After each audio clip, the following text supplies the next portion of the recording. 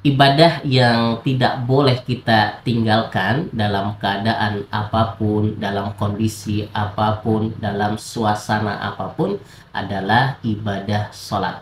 Karena ibadah sholat itu merupakan hubungan langsung seorang hamba terhadap Tuhannya, yaitu terhadap Allah Subhanahu wa Ta'ala. Dan tentunya ibadah sholat itu merupakan pembeda antara seorang Muslim, antara orang Islam dengan orang-orang kafir.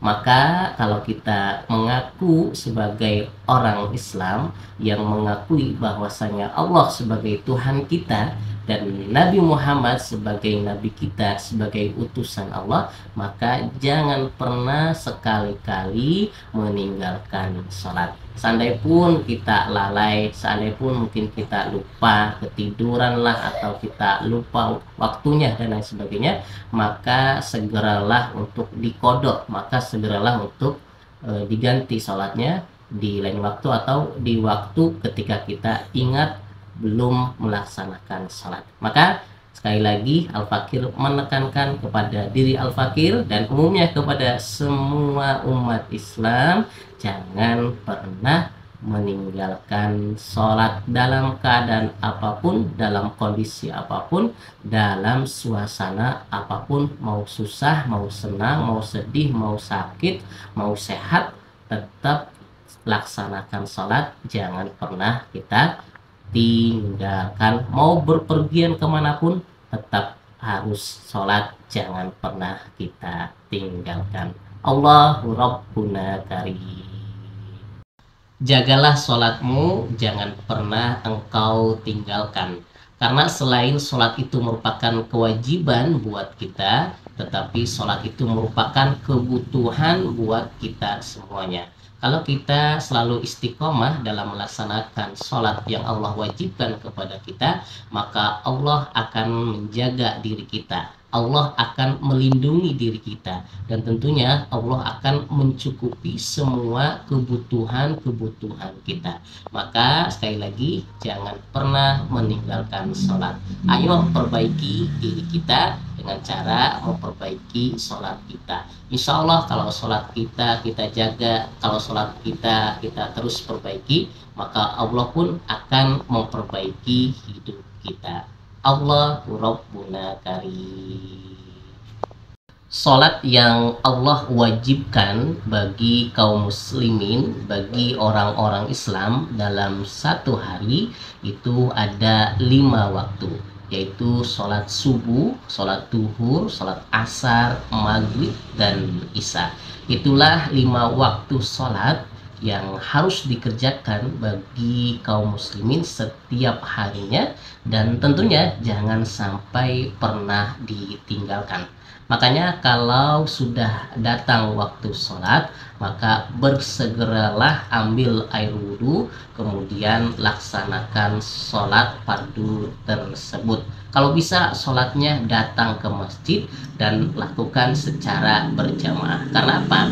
Karena kalau sholatnya di masjid kemudian dikerjakan secara berjamaah, maka pahalanya akan berlipat ganda, yaitu 27 derajat.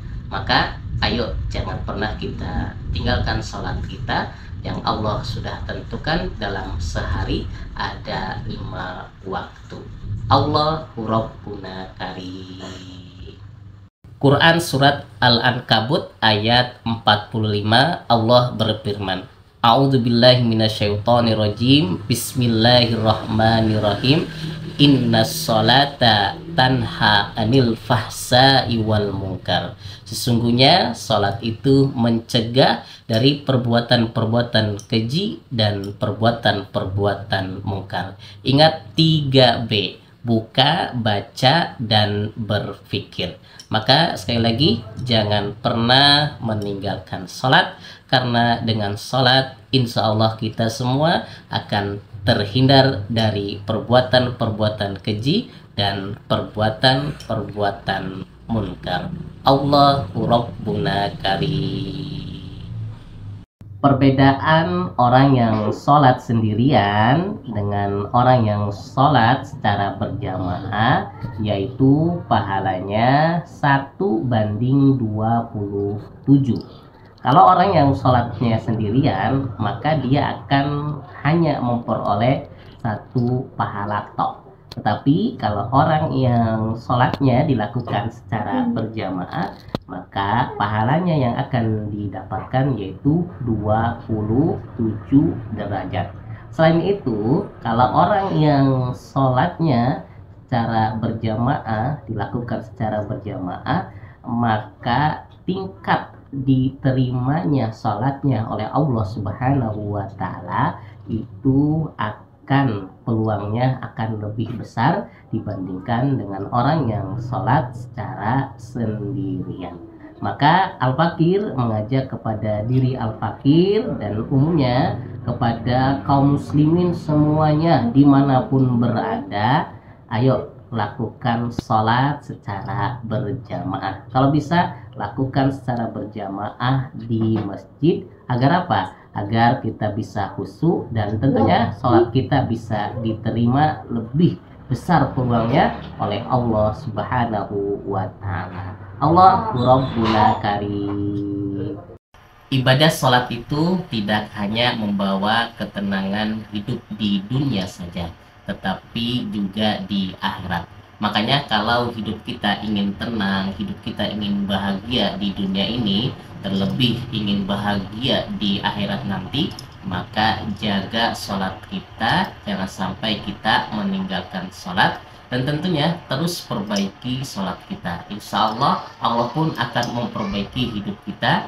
Dan kita semua hidupnya akan tenang, akan bahagia di dunia dan tentunya di akhirat nanti. Allahu Rabbuna Karim. Jangan pernah meninggalkan sholat, karena sholat itu merupakan tiang agama.